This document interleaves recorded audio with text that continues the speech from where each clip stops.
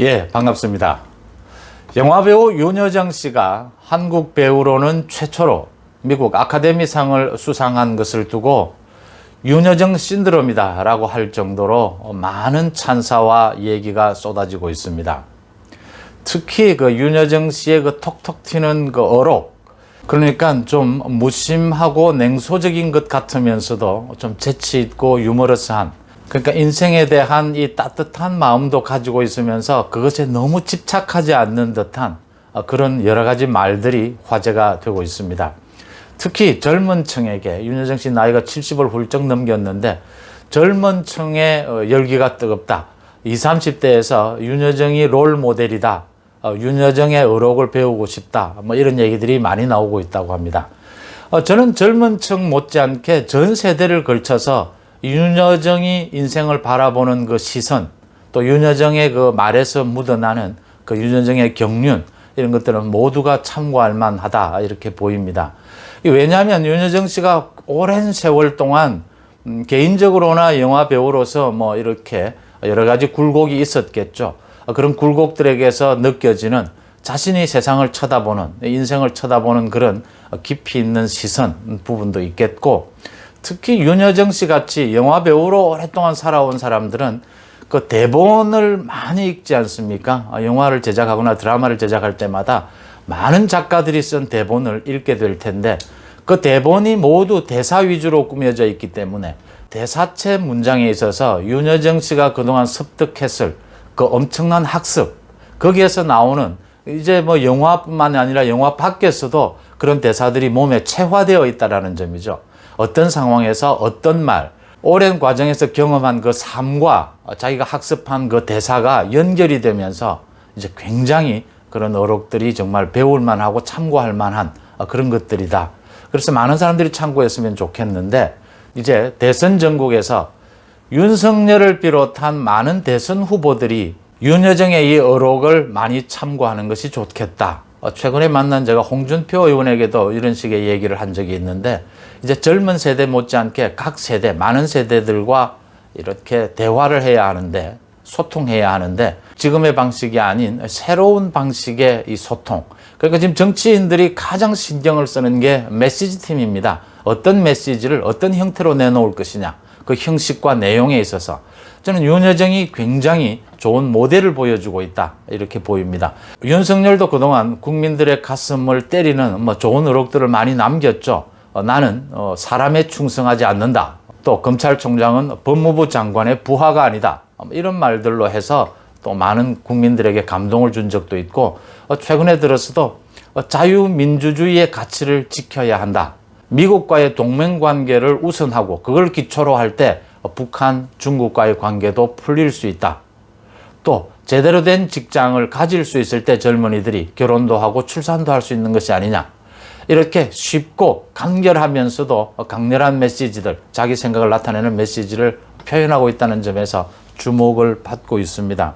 앞으로 윤석열이 대권을 도전을 선언을 하게 되면 윤석열은 많은 질문을 받게 될 것입니다. 그러니까 지금 SNS 상에서도 윤석열에 대해서 많은 얘기들이 떠돌고 있습니다. 이거 뭐 진위 확인이 제대로 되지 않는 그런 얘기들이 떠돌고 있습니다. 그러니까 윤석열의 그 처가, 가족들에 대한 얘기, 또 윤석열이 박근혜 정부를 비롯해서 전 정권에 대한 적폐청산, 그 적폐청산에 대해서 윤석열의 입장은 뭔가, 이런 얘기들이 많이 떠돌고 있습니다. 윤석열은 여기에 대해서 이제 대선 전국에서 수도 없이 답을 해야 할 것입니다. 오랜 세월 동안 윤여정이 많은 어려움을 극복해내는 과정에서 그 인생 자체에서 그런 어록들이 묻어난다라는 점에서 평가받듯이, 윤석열도 마찬가지로 오랜 경험에서 나오는 그런 자신만의 채취가 묻어나는 그런 대화, 그런 대사, 메시지가 나와야 한다, 이런 점입니다. 그러니까 윤석열이 처가 문제, 처가의 재산 문제에 대해서도 사실은 국회에서 답을 한 부분이 있습니다. 그러니까 국정감사 중에 그 국회의원 질문에 대해서 자신은 결혼을 늦게 해서 사실은 처가의 재산에 관계되는 부분은 잘 알지를 못한다. 50이 넘어서 결혼을 한 놈이 뭐 처가에 관련된 그런 내용들을 내가 어찌 다 알겠느냐, 이런 얘기도 한 적이 있고, 또 전 정권에 대한 적폐 수사가 가혹한 부분이 있지 않았느냐라는 부분에 있어서 검찰은 법치주의, 법치의 원칙에 따라서 수사할 뿐이다 라는 이런 식의 답변을 개인적으로 내놓은 적도 있습니다. 하여튼 이런 질문들에 대해서 윤석열은 답해야 할 때 윤여정은 모델이 될 것이고 윤석열은 윤석열대로의 윤여정이 윤여정의 개성이 있다면 윤석열은 윤석열의 개성에 맞는 메시지를 내놓아야 할 것이다. 뭐 질문은 간단할 겁니다. 지금 처가 쪽에서 재산을 형성하는 과정에서 그게 대부분 부동산이고 뭐 이런 것들로 연결되어 있습니다. 이거에 대해서 윤석열은 또 어떻게 답해야 할 것인지, 뭐 그럼 아내를 버리란 말입니까? 뭐 이런 식의 답변도 괜찮겠지만 좀 더 성실하게 다가가서 내 결혼하기 전에 문제였다 하지만 이런 부분들은 잘못된 것이고 이런 부분들은 잘못됐다고 볼 수는 없다. 박근혜 전 대통령에 대한 그 수사, 가혹한 부분이 있었다면 그 부분은 어떻게 보느냐라는 질문에 윤석열은 답해야 합니다. 조국에 대한 수사, 조국에 대한 내 수사도 이랬듯이 박근혜에 대한 수사도 이런 부분이 있었다. 여기에서 어떤 부분은 과했고 어떤 부분은 법치에 조금도 흔들림이 없었다. 이런 답변을 하면서 윤석열이 윤여정을 많이 참고할 필요가 있다. 이렇게 보입니다. 어제 제가 정치평론을 하는 와중에 이 윤여정에 대해서 얘기를 했습니다. 그 윤여정의 재치 있는 수상 소감도 볼만했지만 저는 또 더 재미있는 것이 그 조영남 씨의 반응이 재밌었다. 조영남 씨가 엉뚱하게도 자신이 윤여정 씨와 이혼을 하게 된 것은 그 자신이 바람을 피웠기 때문이다. 이 바람핀 남자들에 대해서 통쾌한 복수를 한 것이 아니냐. 그렇게 얘기하면서 뭐 윤여정 씨가 딴 남자를 만나지 않은 것이 고맙다 이렇게 얘기를 한 부분이 참 재밌다. 제가 이렇게 말씀을 드린 적이 있는데 조영남의 이 말에 대해서 많은 비난이 쏟아지고 있습니다. 복수란 상대가 내 안에서 여전히 의미가 있을 때, 조금이라도 의미가 있을 때 쓸 수 있는 얘기인데 이런 말을 여기에 복수라는 말을 써서 이 오스카상을 받는 이렇게 훌륭한 자리에 의미를 퇴색하게 하느냐 뭐 이런 비난까지 쏟아지는데 뭐 그런 얘기를 한 것은 좀 적절하지 못했다, 경솔했다라고는 생각합니다. 그런데 그렇다고 해서 벌레만도 못한 뭐 그런 가치 없는 행동을 하느냐, 여기서 뭐 네가 왜 나오느냐 이런 식으로까지 얘기하는 것은 저는 옳지 못하다. 윤여정 씨가 말하지 않았습니까? 내가 오스카상을 받았다고 해서 윤여정이 김여정이 되는 것은 아니지 않느냐. 예, 오스카상은 오스카상일 뿐입니다. 아카데미는 아카데미일 뿐입니다. 윤여정 씨가 또 얘기하지 않았습니까? 나는 아카데미를 존경하지 않는다. 윤여정 씨의 이 시크한 말들, 뭐 조영남 씨가 이러는 거에 대해서 윤여정 씨 그렇게 이야기할 겁니다. 그 사람 언제나 그랬잖아. 뭐 조영남이 윤여정의 오스카를 계기로 해서 자기가 또 뭐 방송에 나와서 뭐 여러 가지 할 계기로 삼는다든지 이렇게 하는 건 옳지는 않습니다. 그러나 조영남은 조영남대로 오스카는 오스카일 뿐, 조영남은 조영남일 뿐, 윤여정은 윤여정일 뿐이죠. 또 조영남에 대해서 비난하는 것도 비난한 그 몫입니다. 비난할 수 있죠. 근데 조영남에 대해서만 너무 그렇게까지 여기서 네가 왜 나오느냐, 뭐 한심하다 이렇게까지 할 얘기는 아니지 않느냐. 뭐 좀 엉뚱하고 경솔했다 이 정도면 충분하지 않느냐 이렇게 보입니다. 윤여정의 의혹은 많은 관심들을 끕니다. 정치권에서도 많이 참고할 부분들이 있다 이렇게 보입니다. 그 윤여정이 나는 사치스럽게 살기로 했다. 내가 살고 싶은 대로 사는 것이 사치스러운 것이다. 이런 답변들은 많은 또 젊은이들에게 공감을 불러일으키고 있다고 합니다. 또 브래드 피트를 만난 것에 대해서 뭐 어떤 외신 기자가 브래드 피트에서 무슨 냄새가 나느냐 이렇게 물을 때 나는 냄새를 맡는 개가 아니다 라고 응답을 해서 그 기자, 그 언론이 무한하게 만든 부분들은 참 재치가 있다 이렇게 보입니다. 또 이 얘기도 재밌습니다. 그 영화 미나리를 촬영하러 미국으로 가면서 한 얘기라고 하는데 내 마음대로 하는 환경에서 일하면 괴물이 될 수 있다. 국내 환경을 얘기하는 겁니다. 국내 영화 제작 환경을. 자신이 지금 나이가 뭐 70이 넘었으니까 그게 매너리즘이지. 그런 환경에서 일하면 내가 발전할 수 없을 거야.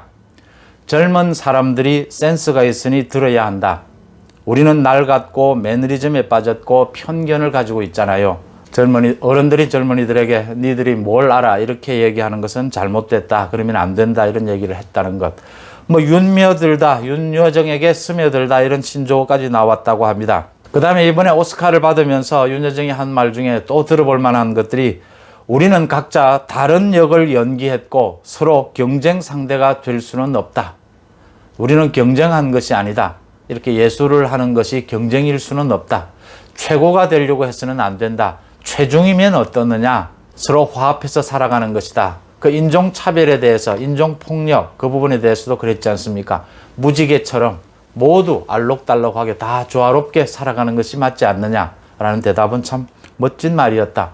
뭐 그대로 영화로 옮겨놔도 손색이 없는 그런 대사들이었다. 훌륭한 대사들이었다. 이렇게 보입니다. 또 뭐 윤여정 씨의 그 원피스 패션 감각 뭐 이런 것들도 얘기가 되고 있습니다. 뭐 주위의 젊은 사람들에게 감각을 서스름없이 받아들이는 태도라고 봅니다. 윤여정 씨가 이런 말을 했어요. 그러니까 이 인생은 긍정과 부정이 반반 있다.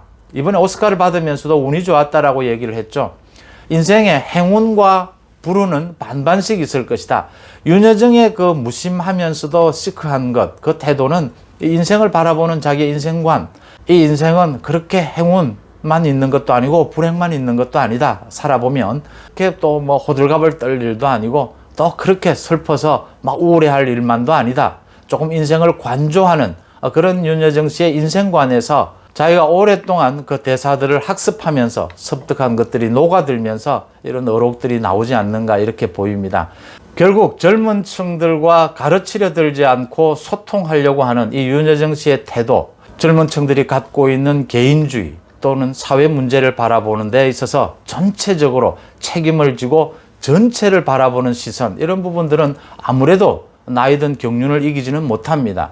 하지만 그런 것을 직접적으로 가르치려 하기보다는 약간 윤여정 씨처럼 이렇게 시크하게 자기가 말과 언행에서 보여줌으로써 젊은 층들이 스스로 배우게 만드는, 그 다음 젊은 층들에게 배울 게 있으면 배우고 또 젊은 층들과 눈높이를 같이 해서 서로 소통하고자 하는 이런 노력, 이런 부분들이 돋보인다 이렇게 보입니다. 윤석열을 비롯해서 안철수, 뭐 또 홍준표, 그 다음 원희룡, 유승민, 김태호, 많은 지금 야권의 대선 주자들이 이제 슬슬 몸풀기에 나설고 있습니다.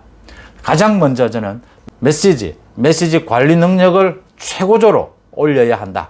그래서 좀 전혀 다른 감각으로, 작년과는 다른 올해, 어제와는 다른 오늘, 이런 새로운 감각으로 이제 젊은 층뿐 아니라 많은 세대와 소통할 준비를 하고 이제 대선 전국에 나서야 한다. 그런 의미에서 윤여정은 굉장히 훌륭한 참고서가 될 것이다. 저는 그렇게 보입니다. 여러분들은 어떻게 생각을 하십니까? 고맙습니다.